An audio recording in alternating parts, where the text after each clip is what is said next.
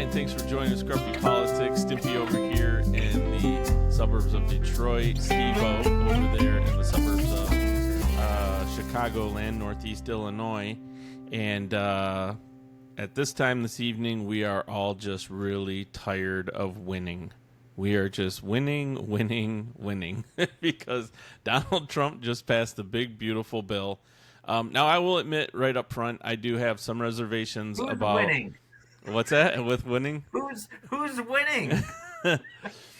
Well, for one, business is going to win in a big way, and when business wins, employees win, and when employees win, families win because they'll have income. So, I work in the business world, so I can tell you for a fact, people for over a year, and definitely during the Biden administration, had been sitting on pins and needles waiting. Now, some of this Trump did cause, because when he started talking about tariffs, people were like, whoa, what the hell? But businesses don't spend and they don't move forward with future plans unless they know what the current environment's going to be for at least 3 to 5 years, because that's the way most businesses plan out. So, they needed to know what the tariff situation is going to be, and they needed to know what the tax situation is going to be, and tax cuts and stuff. So now that that's all been determined for the most part, that's why you're seeing the stock market respond. The stock market, to me, right now is a reflection of the business marketplace. And people are going to start saying to themselves, okay, now we know what's going on. Now we can move forward with those plans we had where they were sitting. So I think you're going to see a lot of things take off. Okay, the stock market might do good right now, but eventually down the road, there's these tariffs. You're seeing it in stores. Prices are going up. You're whether you shop at Walmart or local mom and pop store, you're seeing prices go up. So you're not spending as much. This big bullshit bill, or beautiful bill as Trump likes to call it, kicking many people off of Medicaid, Medicare, and I think a lot of people don't understand the Trump administration. They do a great job of deceiving people and saying, "Oh, everyone on Medicaid or Medicare, they're lazy bums who live in their mom's basement and just play video games all day." When that's not the truth. A lot of people are disabled, but yet they still work. A lot of people have mental and physical disabilities, and autism, where they are non-functional, in which they need those needs, and you're not doing harm to the bums. You're doing harm to those people who are also veterans who are disabled, and so many people will be kicked off their healthcare plans, and many of them are people who probably live in Kentucky or West Virginia or Arkansas or one of those poor states, and maybe they worked in a coal mine and have black lung or something. And Trump is saying, "Oh, well, screw you," because guess what? It doesn't affect Trump or any of his rich friends. Okay, so of course they play this game of, "Oh, well, you're paying. Are you tired of paying for everyone's health bill when they don't work?" That's not really what's going on. But we're paying for all of their health care. We're paying for Mitch McConnell, let's pause while I talk, his health care through our tax dollars. But hey, True. But Mitch McConnell, oh, God forbid if you're not on the totem pole. Well, the thing I would say about that is, hopefully I speak for all conservatives and Republicans when I say that nobody is in favor of taking funding or health care away from anybody that needs it and anybody that deserves it. But I wonder how many people are familiar with this stat.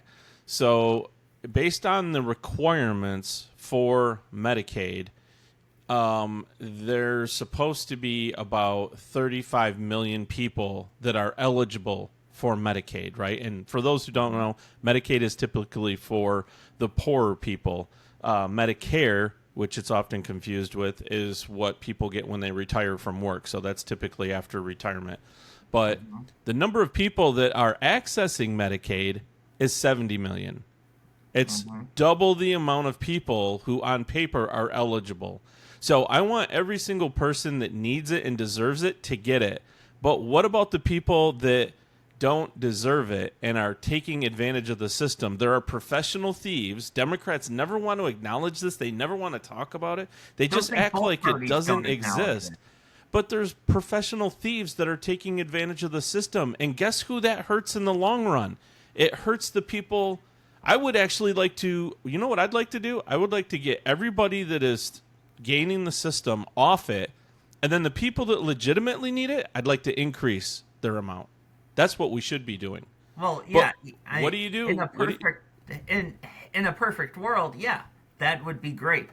And it's hard to determine that, and a lot of it is states, and a lot of it, and I'm not trying to pick sides here. A lot of it, the people who will suffer are from the red states because they're poorer, they're less educated. Like, for example, Mississippi, Alabama, West Virginia, Arkansas. Those are the ones that voted for Trump, and those are the ones who are going to get the most negatively affected by it. Just like with dismantling the Department of Education. States like Arkansas, Alabama, West Virginia, I mean, the joke's on them. And they voted for this man who is, totally going to turn their lives upside down. So there you go. So I think the key is, well, actually, if you look, one of the things that they put into this Medicaid provision is a work rule, right? It's identical to what Bill Clinton did. So just think about that. Now, Bill Clinton did welfare reform when he was president, and Democrats supported it. Look how far they've come now. So do you know what it says? It says if you are completely healthy, meaning that you have no medical condition, no disability, we would like you to work 20 hours a week. That's it. 20 hours a week. I work 60 hours a week. Yeah. But we can't ask somebody getting benefits who's maybe 35 years old out there and healthy. They can't prove to us that they have a medical condition. We can't ask them to work. That's not what the bill is saying. The bill is actually screwing a lot of working people too, who need health care. I don't know. I'd have to see proof. I'm not saying you're going to have some people get harmed. You always do. You're always going to get some people that are going to get harmed on the side, right?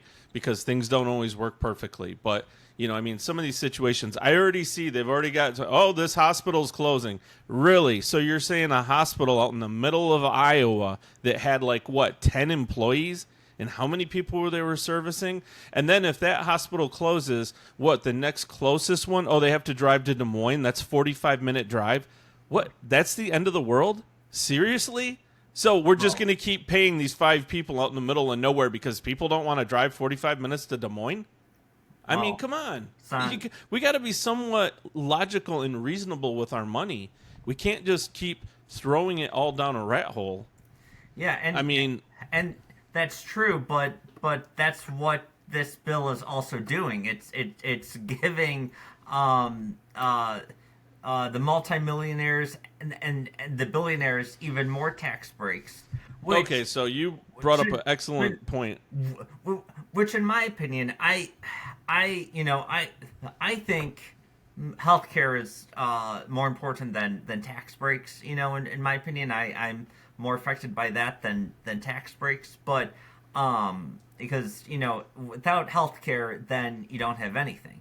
So, but yeah, how it works here, it definitely Trump is benefiting his rich friends. And do you really think Trump wants to help someone out if they're lower middle class? This is a guy who doesn't pay his contractors that have worked for him. He doesn't. Sorry, this guy, did we not? I don't put emotional attributes to politicians. I just don't not do emotional. That. It's fact. I look at it based on policy. That's how I look at it. So, but here I want to bring this up because you bring up a great point. Everybody keeps saying, "Well, Donald Trump is just for the rich, and he's just helping his rich fat cat buddies," right? Alyssa Slotkin made a very interesting comment the other day when they asked her if she could support certain provisions in the bill. And she said no on the tax cuts because she said, I don't think it's fair that my mechanic pays more in tax than Jeff Bezos. Now, Democrats are excellent at doing this, and I personally think they take advantage of their voting base because of the way that they are educated on these subjects. Democrats say that all the time, and what they're talking about is tax rate. People, when they do their taxes, have tax rates based on their incomes, right? So what she's saying is that her mechanic is probably in a tax rate on his income of 25 or 30%. And the reason she's saying Jeff Bezos pays more is because rich people do not pay themselves salary. They have stocks. And then when they sell those stocks, the law says they have to pay a capital gains tax, which is 15%. So she's trying to make the argument that my mechanic pays more in tax rate, even though she doesn't say that because she wants to fool you. It's tax rate versus the amount. So let's look it up. I looked up. Let's just see. What did Jeff Bezos pay in taxes for 2024? Turns out it was $2.7 billion in taxes. Now, does Alyssa Slotkin think that her mechanic paid more than $2.7 billion? But that's different. Jeff Bezos, that 2.7 is nothing for him. It's nothing, right? I mean, my point being is Jeff Bezos paid tax dollars, and he's going to get a tax break. And Alyssa Slotkin's mechanic paid tax dollars, and he will get a tax break. They will both get tax breaks. But that mechanic. But what Democrats want, which seems completely unfair to me, is you want the mechanic to get all the tax break, and then we take, we give no tax break to the people that are actually captains of industry and creating all these jobs. I mean, that's not what I'm saying, but that mechanic or someone else in the middle class, they're on more of a budget than a billionaire is. Well, it's so disingenuous because Warren Buffett always used to say that, right? Warren Buffett always used to say, I don't like that my secretary pays more in tax rate. Well, he could have fixed that.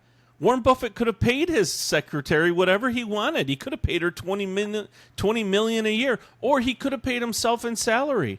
If Warren Buffett really believed that, why doesn't he not take compensation in stock? Take compensation in a salary so that you can pay 32% on your $250 million salary. And before this episode ends, that's what the great Mark Cuban did when he found out that all the employees who worked for the Dallas Mavericks, ushers or food vendors, couldn't afford healthcare and stuff. He figured out a way to fix it. And Mark Cuban's a great man and a great billionaire, a great businessman, a man who cares about people, and he figured it out. I wish most billionaires could figure that out.